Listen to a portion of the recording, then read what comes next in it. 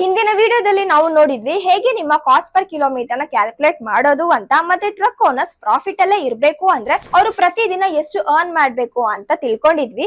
ಆದ್ರೆ ನಿಮಗ್ ಗೊತ್ತಿರೋ ಹಾಗೆ ಎಲ್ಲಾ ಕ್ಯಾಲ್ಕುಲೇಷನ್ ನ ಒನ್ ಪ್ರಾಬ್ಲಮ್ ಡಿಸ್ಟ್ರಾಯ್ ಮಾಡಬಹುದು ಅಂದ್ರೆ ಅದು ಎಂಪ್ಟಿ ರನ್. ಈ ವಿಡಿಯೋದಲ್ಲಿ ನಾವು ಟ್ರಕ್ಕಿಂಗ್ ಬಿಸ್ನೆಸ್ ನ ಮೋಸ್ಟ್ ಡೇಂಜರಸ್ ಪಾರ್ಟ್ ಬಗ್ಗೆ ಮಾತಾಡೋಣ ಮತ್ತೆ ಕಲ್ತುಕೊಳ್ಳೋಣ. ಮೊದಲನೇದು ಹೇಗೆ ನಿಮ್ಮ ಎಂಪ್ಟಿ ರನ್ ಎಕ್ಸಾಕ್ಟ್ ಕಾಸ್ಟ್ ನ ಕ್ಯಾಲ್ಕುಲೇಟ್ ಮಾಡೋದು. ಎರಡನೇದು ಅದಕ್ಕೆ ಕಾರಣ ಆಗಿರೋ ಹ್ಯೂಜ್ ಫಿನಾನ್ಷಿಯಲ್ ಲಾಸಸ್ ಗಳನ್ನ ಅವಾಯ್ಡ್ ಮಾಡೋದು. ರಿಮೆಂಬರ್, ಪ್ರತಿ ಕಿಲೋಮೀಟರ್ ನೀವು ಎಂಟಿ ಆಗಿ ಡ್ರೈವ್ ಮಾಡ್ತಿದ್ದೀರಾ ಅಂದ್ರೆ ಅದು ನಿಮ್ಮ ಕೆಲಸ ಅಷ್ಟೇ, ಆದ್ರೆ ಅದಕ್ಕೆ ಪೇಮೆಂಟ್ ಸಿಗಲ್ಲ.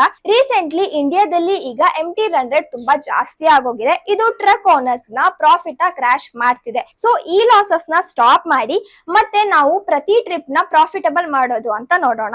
ಲಾಸ್ ನ ಅರ್ಥ ಮಾಡ್ಕೋಬೇಕಂದ್ರೆ ನೀವು ಎಂಟಿ ರನ್ ಕಾಸ್ಟ್ ಪರ್ ಕಿಲೋಮೀಟರ್ ನ ಕ್ಯಾಲ್ಕುಲೇಟ್ ಮಾಡಬೇಕು. ಈ ಕ್ಯಾಲ್ಕುಲೇಷನ್ ನಿಮ್ಗೆ ತೋರಿಸುತ್ತೆ ಪ್ರತಿ ಕಿಲೋಮೀಟರ್ ನೇ ರೆವಿನ್ಯೂ ಜನರೇಟ್ ಮಾಡದೆ ನೀವು ಡ್ರೈವ್ ಮಾಡ್ತಿದ್ದೀರಾ ಅಂದ್ರೆ ಎಷ್ಟು ದೊಡ್ಡ ಲಾಸ್ ಆಗ್ತಿದೆ ಅಂತ. ಸೊ ಸ್ಟೆಪ್ ವೈಸ್ ನೋಡೋಣ. ಮೊದಲನೇ ಸ್ಟೆಪ್ ನಿಮ್ಮ ಬೇಸಿಸ್ ಎಕ್ಸ್ಪೆನ್ಸಸ್ ಪರ್ ಕಿಲೋಮೀಟರ್ ನ ಐಡೆಂಟಿಫೈ ಮಾಡಿ. ಹಿಂದಿನ ವಿಡಿಯೋ ಕ್ಯಾಲ್ಕುಲೇಷನ್ ಪ್ರಕಾರ total round trip distance 652 kilometre, total expenses per trip diesel, toll, driver, miscellaneous ಎಲ್ಲಾ ಸೇರಿಸಿ 21,727. Expenses per kilometre 21,727 divided by 652 kilometre ಮಾಡಿದ್ರೆ ಸೊ 33 ಪರ್ ಕಿಲೋಮೀಟರ್ ಬರುತ್ತೆ. ಸ್ಟೆಪ್ 2 ಎಂಟಿ run cost ನ define ಮಾಡಿ. ಈಗ ನಿಮ್ಮ ಎಕ್ಸ್ಪೆನ್ಸಸ್ ಪರ್ ಕಿಲೋಮೀಟರ್ 33 ರೂಪೀಸ್ ಆದ್ರೆ ಅದು ನಿಮ್ಮ ಎಂಟಿ ರನ್ ಕಾಸ್ಟ್ ಪರ್ ಕಿಲೋಮೀಟರ್. ಆದ್ರೆ ನಿಮ್ ಟ್ರಕ್ ಎಂಟಿ ಆಗಿ ಹೋಗ್ತಿದ್ರು ಕೂಡ ಪ್ರತಿ ಕಿಲೋಮೀಟರ್ ಗೆ 33 ರೂಪೀಸ್ ಆಗ್ತಿದೆ. ಈಗ ಇದ್ರ ಅಮೌಂಟ್ ಅದು ನಿಮ್ಮ ಲೋಡೆಡ್ ಟ್ರಿಪ್ ಇಂದ ರಿಕವರಿ ಮಾಡ್ಕೋಬಹುದು ಅಂತ ಅರ್ಥ.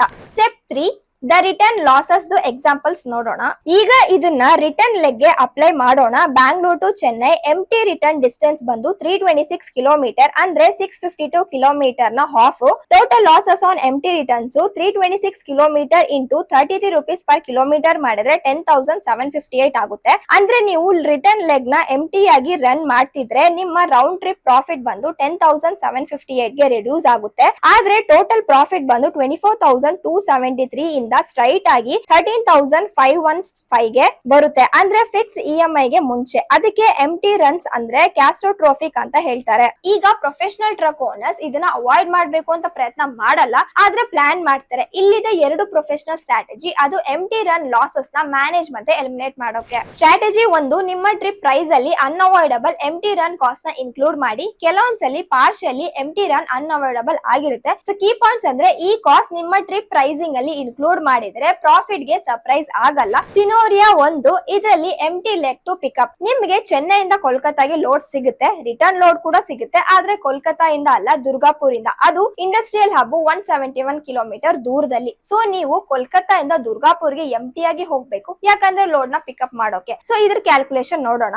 ಎಂಟಿ ಡಿಸ್ಟೆನ್ಸ್ 171 ಕಿಲೋಮೀಟರ್, ನಿಮ್ cost 171 kilometre into 33 rupees per kilometre ಅಂದ್ರೆ 5,643 ಬರುತ್ತೆ. ಈಗ ಸೊಲ್ಯೂಷನ್ ಏನಂದ್ರೆ 5,643 ನ ನೀವು ದುರ್ಗಾಪುರ್ ಟು ಚೆನ್ನೈ ಲೆಗ್ ನ ಟೋಟಲ್ ಎಕ್ಸ್ಪೆನ್ಸಸ್ ಗೆ ಆಡ್ ಮಾಡಬೇಕು. ಅಂದ್ರೆ ನೀವು ಕೋಟ್ ಮಾಡ್ತಿರುವ ರಿಟರ್ನ್ ಟ್ರಿಪ್ ಪ್ರೈಸ್ ಅಲ್ಲಿ ಈ ಎಕ್ಸ್ಟ್ರಾ 5,643 ಕೂಡ ಕವರ್ ಆಗ್ಬೇಕು. ಜೊತೆಗೆ ನಿಮ್ಮ ಫ್ಯೂಲ್, ಟೋಲ್ ಮತ್ತೆ ಪ್ರಾಫಿಟ್ ಕೂಡ. ಅದಕ್ಕೆ ತಕ್ಕಂತೆ ರೇಟ್ ಸಿಕ್ಕಿಲ್ಲ ಅಂದ್ರೆ ಆ ಟ್ರಿಪ್ ಲಾಸ್ ಆಗುತ್ತೆ. ಸಿನೋರಿಯಾ 2 ಪಾರ್ಷಿಯಲ್ ಎಂಟಿ ರಿಟರ್ನ್. ನಿಮ್ಗೆ ಚೆನ್ನೈಯಿಂದ ಕೋಲ್ಕತ್ತಾಗೆ ಲೋಡ್ ಸಿಗುತ್ತೆ, ರಿಟರ್ನ್ ಲೋಡ್ ಕೂಡ ಸಿಗುತ್ತೆ. ಅದು ಕೋಲ್ಕತ್ತಾ ಇಂದ ವಿಜಯವಾಡಗೆ. ಆದ್ರೆ ನೀವು ವಿಜಯವಾಡ ಇಂದ ಚೆನ್ನೈ ವರೆಗೆ ಎಂಟಿ ಆಗಿ ಹೋಗ್ಬೇಕು. ಇದ್ರ ಕ್ಯಾಲ್ಕುಲೇಷನ್ಸ್ ನೋಡೋಣ. ಎಂಟಿ ಡಿಸ್ಟೆನ್ಸ್ 450 ಕಿಲೋಮೀಟರ್ ವಿಜಯವಾಡ ಇಂದ ಚೆನ್ನೈಗೆ. ನಿಮ್ cost 450 kilometre into 33 rupees per kilometre ಅಂದ್ರೆ 14,850 ರೂಪೀಸ್ ಬರುತ್ತೆ. ಸೊ ಸೊಲ್ಯೂಷನ್, ಕೋಲ್ಕತ್ತಾ ಇಂದ ವಿಜಯವಾಡ ಟ್ರಿಪ್ ಅಕ್ಸೆಪ್ಟ್ ಮಾಡೋಕ್ ಮುಂಚೆ ನಿಮ್ಗೆ ಗೊತ್ತಿರಬೇಕು ಇದು 14,850 ಲಾಸ್ ಆಗುತ್ತೆ ಫೈನಲ್ ಲೆಗ್ ಗೆ. ಅದಕ್ಕೆ ತಕ್ಕಂತೆ ಕೋಲ್ಕತ್ತಾ ಟು ವಿಜಯವಾಡ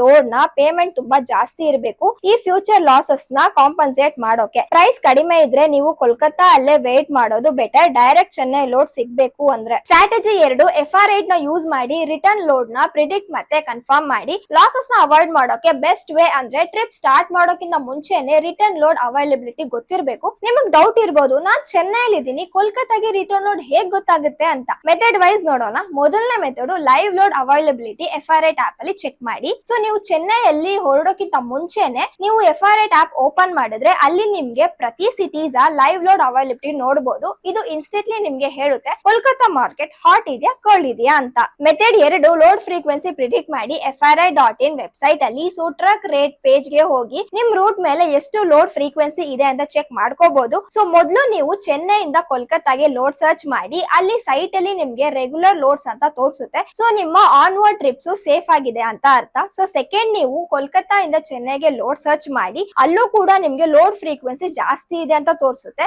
ಸೊ ಈ ಡೇಟಾಸ್ ನ ನೀವು ಯೂಸ್ ಮಾಡ್ಕೊಂಡು ಕಾನ್ಫಿಡೆಂಟ್ಲಿ ಪ್ರಿಡಿಕ್ಟ್ ಮಾಡ್ಕೋಬಹುದು ರಿಟರ್ನ್ ಲೋಡ್ ಸಿಗುತ್ತೆ ಅಂತ, ಮತ್ತೆ ಎಂಟಿ ಆಗಿ ಸ್ಟಕ್ ಆಗಲ್ಲ. Step 3 direct confirmation. ಇದೆಲ್ಲ ಮೋಸ್ಟ್ ಇಂಪಾರ್ಟೆಂಟ್ ಸ್ಟೆಪ್ಸ್. ಮೊದಲನೇದು FRI ಆಪ್ ಅಲ್ಲಿ ಲೋಡ್ ಲಿಸ್ಟ್ ಇಲ್ಲ ಅಂದ್ರೂ ಕೂಡ ಆ ಸಿಟೀಸ್ ಗೆ ಬಿಲಾಂಗ್ ಆಗೋ FRI ಬ್ರಾಂಚ್ ಎಂಪ್ಲಾಯಿ ನ ಡೈರೆಕ್ಟ್ ಕಾಂಟ್ಯಾಕ್ಟ್ ನಂಬರ್ ಸಿಗುತ್ತೆ. ಸೊ ನೀವು ಚೆನ್ನೈಯಲ್ಲಿ ಟ್ರಕ್ ಲೋಡ್ ಮಾಡೋಕ್ಕಿಂತ ಮುಂಚೆ ನೀವು ಡೈರೆಕ್ಟ್ ಆಗಿ ಕೋಲ್ಕತ್ತಾ ಟೀಮ್ ಗೆ ಕಾಲ್ ಮಾಡಬಹುದು ಮತ್ತೆ ಕೇಳಬಹುದು, ನಾನು ನಾಳೆ ನಿಮ್ ಊರಿಗೆ ಲೋಡ್ ತಗೊಂಡ್ ಬರ್ತಿದ್ದೀನಿ, ನನಗೆ ರಿಟರ್ನ್ ಲೋಡ್ ನಾಳೆ ಸಿಚುಯೇಷನ್ ಹೇಗಿದೆ ಅಂತ ಕೇಳಬಹುದು. ಅವರು ಕನ್ಫರ್ಮ್ ಆಗಿ ನಿಮ್ಗೆ ರಿಯಲ್ ಟೈಮ್ ಆನ್ಸರ್ ಕೊಡ್ತಾರೆ. ಮತ್ತೆ ಒಂದ್ ಫೋನ್ ಕಾಲೇ ನಿಮ್ಗೆ ಪ್ರಾಫಿಟ್ ನ ಹೋಪ್ ಮತ್ತೆ ಗ್ಯಾರಂಟಿ ಕೊಡುತ್ತೆ. ಸೊ ಫೈನಲಿ ಫ್ರೀಗೆ ಎಂಟಿ ಆಗಿ ಹೋಗ್ಬೇಡಿ. ನಿಮ್ಮ ಎಂಟಿ ರಿಟರ್ನ್ ಕಾಸ್ಟ್ ಗೊತ್ತಿರ್ಲಿ, ಅದನ್ನ ನಿಮ್ಮ ಟ್ರಿಪ್ ಪ್ರೈಸ್ ನಲ್ಲಿ ಇನ್ಕ್ಲೂಡ್ ಮಾಡಿ. ಇಲ್ಲ ಅಂದ್ರೆ FRI ತರ ಟೆಕ್ನಾಲಜಿ ಯೂಸ್ ಮಾಡಿ ಎಂಟಿ ರಿಟರ್ನ್ ಕಾಸ್ಟ್ ನ ಕಂಪ್ಲೀಟ್ಲಿ ಎಲಿಮಿನೇಟ್ ಮಾಡಿ. ಗೆಸ್ ಮಾಡೋದನ್ನ ಸ್ಟಾಪ್ ಮಾಡಿ, ಪ್ಲಾನಿಂಗ್ ಸ್ಟಾರ್ಟ್ ಮಾಡಿ. ಸುಮ್ನೆ ಡ್ರೈವ್ ಮಾಡಬೇಡಿ, ಪ್ರಾಫಿಟಬಲ್ ಗೋಸ್ಕರ ಡ್ರೈವ್ ಮಾಡಿ. ನೆಕ್ಸ್ಟ್ ವಿಡಿಯೋದಲ್ಲಿ ಸಿಗೋಣ.